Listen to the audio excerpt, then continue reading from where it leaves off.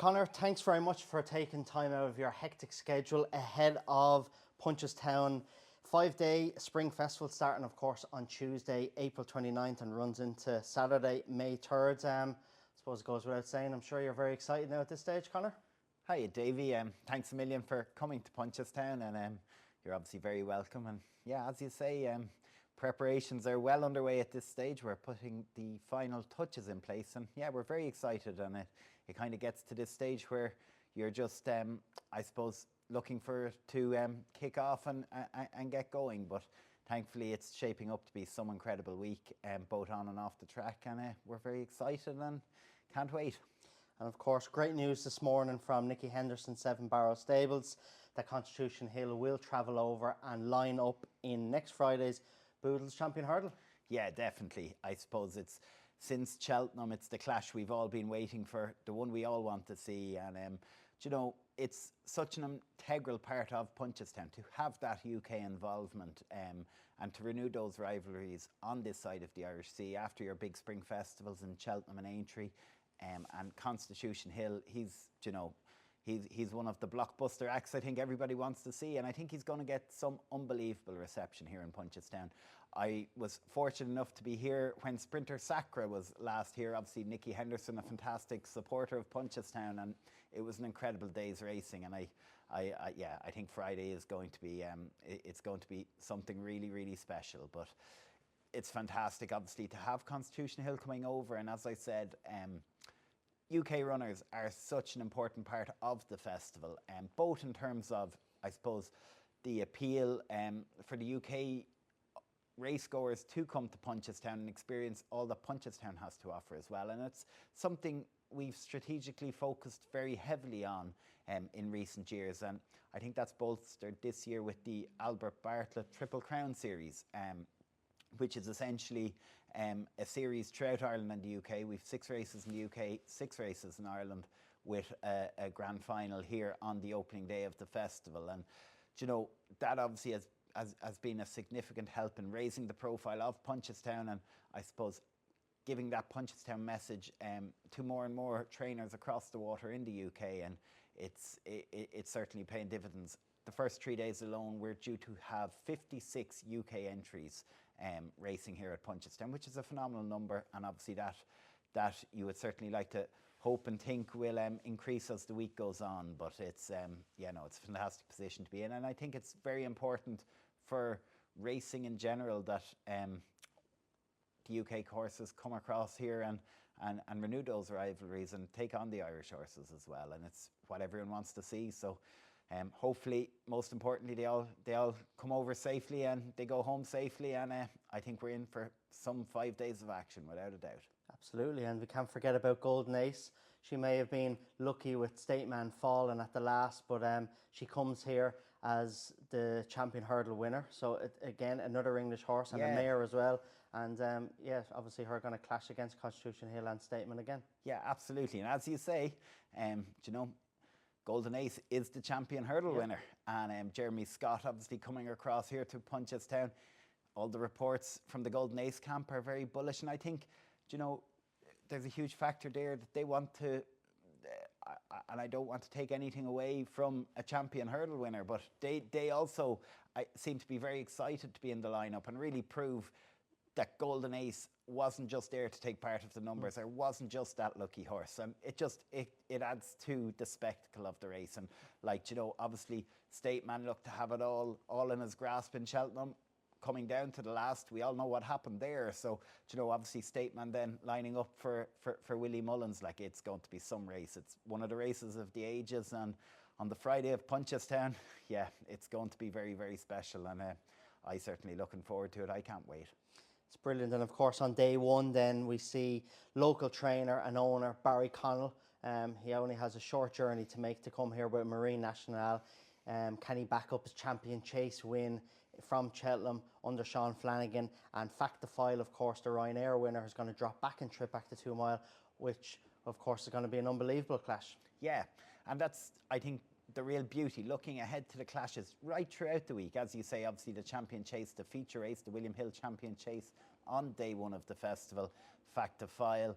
and Marine National. Like, what an intriguing clash that's going to be. But I think it's really, when we look across the entries, the strength and depth right throughout the week, it's phenomenal.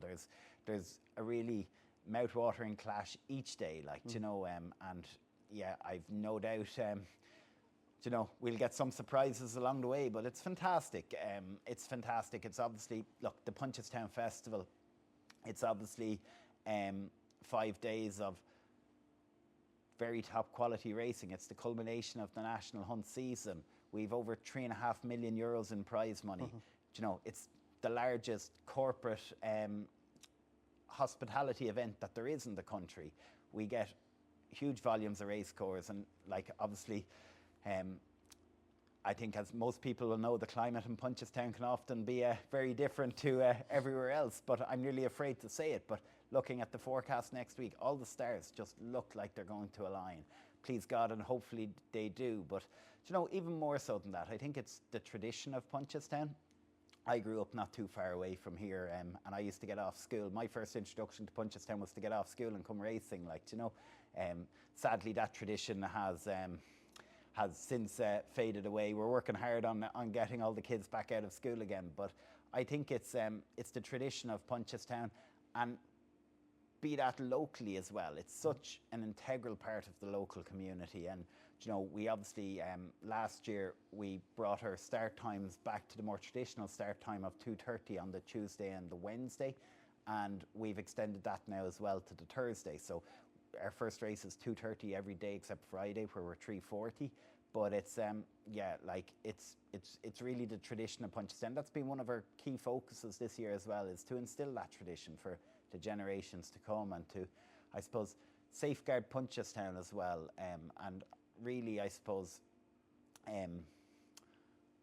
highlight what is all great about National Hunt racing, or jump racing here in Ireland, and I certainly see Punchestown as the pinnacle of that.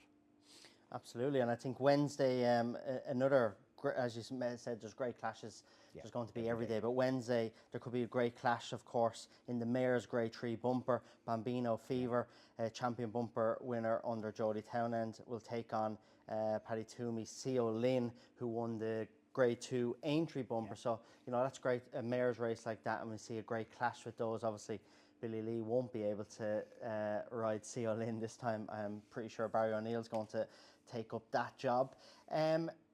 When you look around, when you come in here, Conor, the work is crazy. And as I mentioned to you, geez, some work, you know, week 2, but you had said to me, this work doesn't start in the last couple of weeks. This work is since last September, in the whole build-up to now. It's only people land in now and put the marquees up, the kids' rides out the back.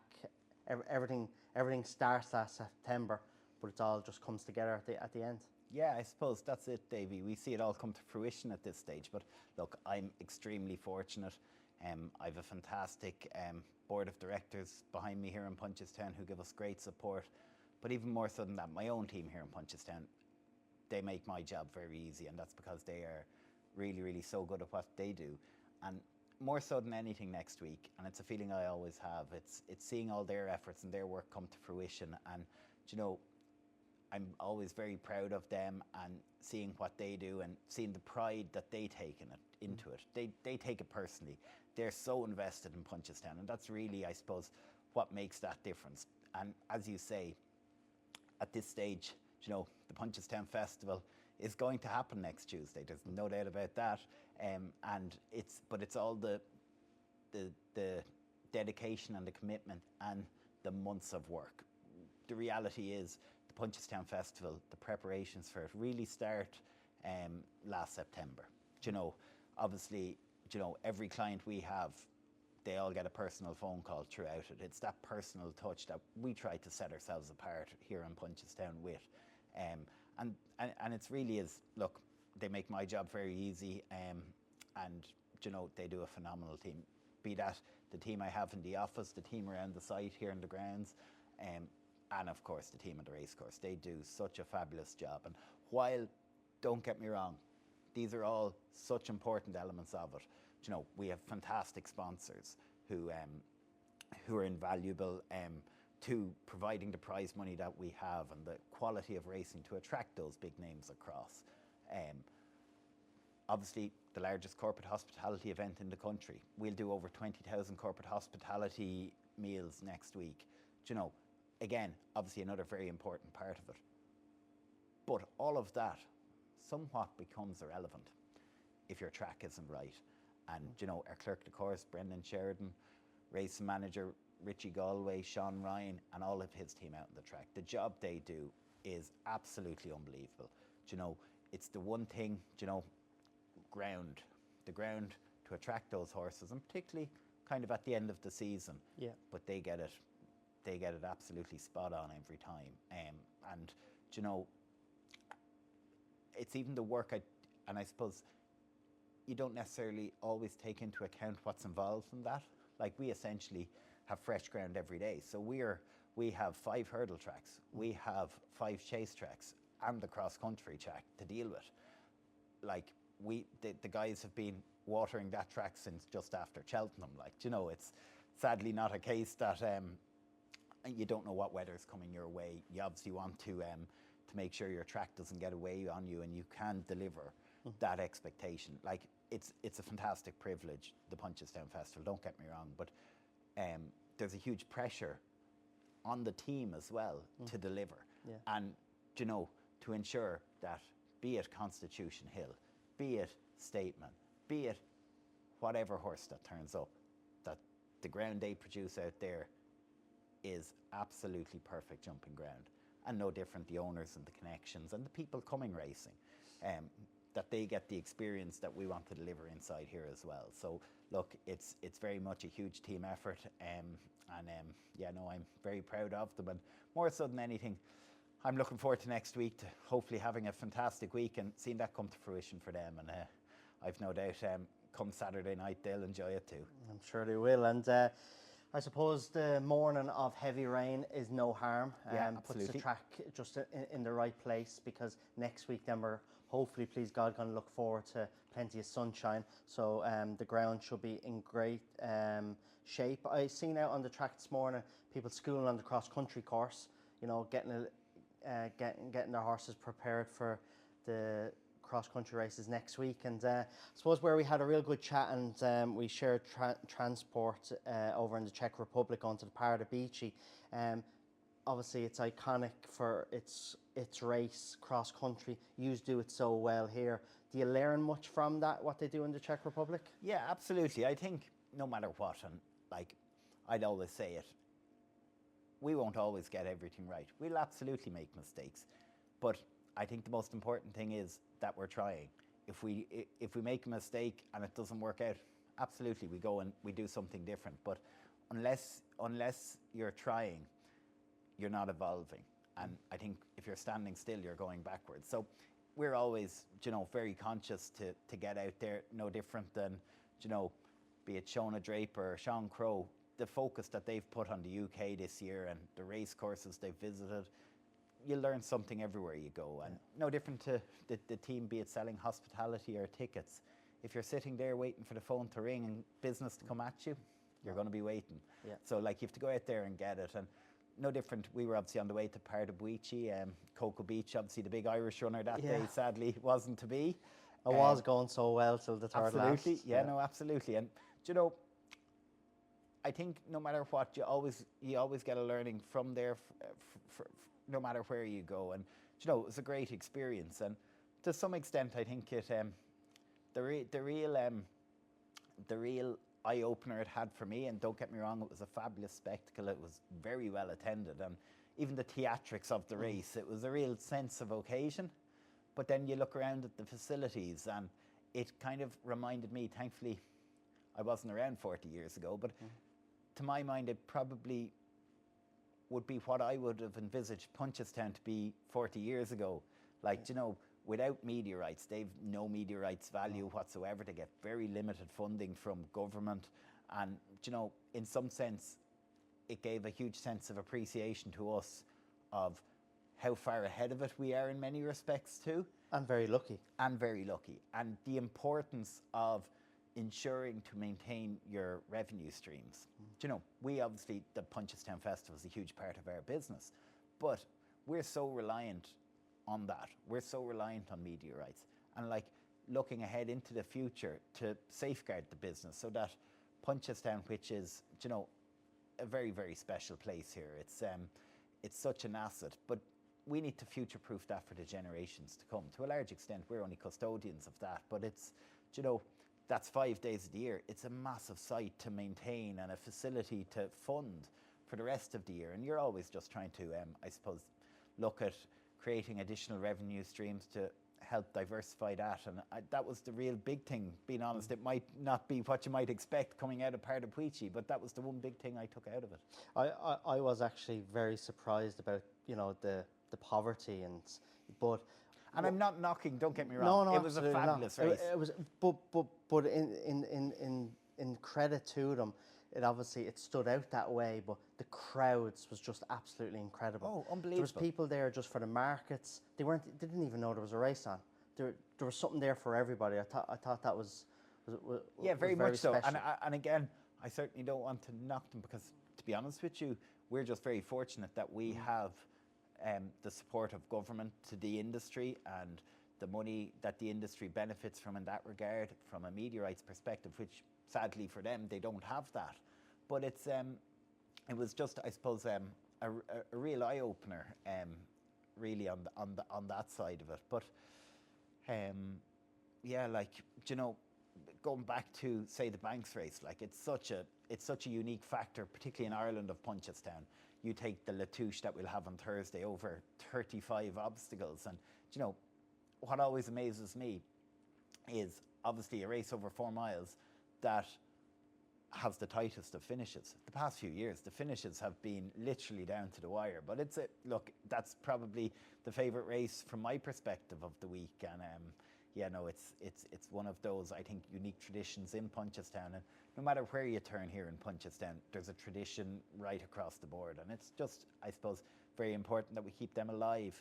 You mentioned as well, and I'll just come back to that. Obviously, you saw there a couple of horses out schooling on the cross-country horse. And I suppose that's part of our strategy to maintain that tradition.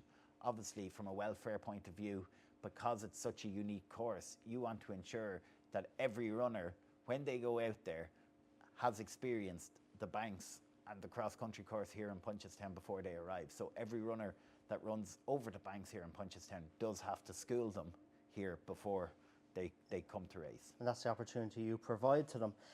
Lastly, Conor, I'll let you get back because I know that phone is flat out and you've loads to be doing. Punchestown, of course, for the 5 days, the great horses that we're going to see next week and the great clashes we're going to see. It's for me as a hardcore racing fan, but it's not just for us hardcore racing fans. This is a real family week, isn't it? No matter what day you come, there is something here for everybody.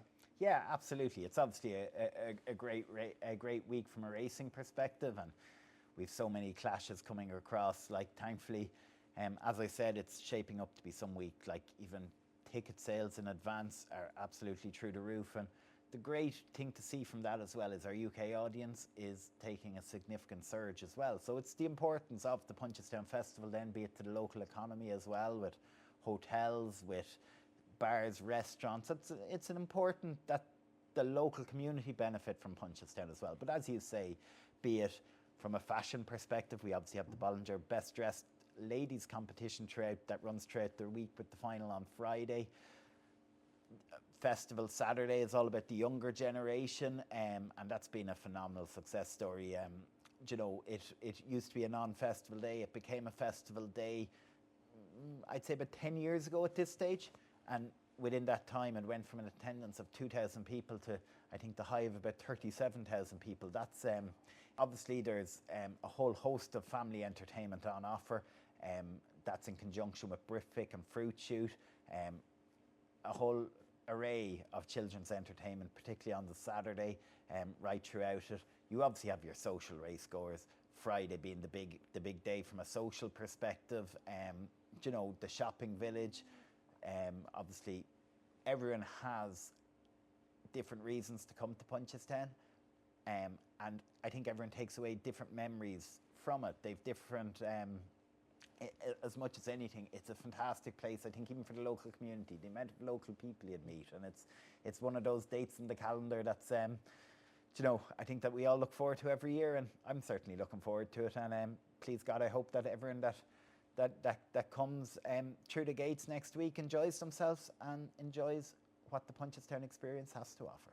No doubt they will. And Conor, it couldn't be done without you, and as you mentioned, the great team that you have by your sides to create this wonderful week that's ahead of us. And very best of luck with it. Thank you very much, Davey. Look forward to next week.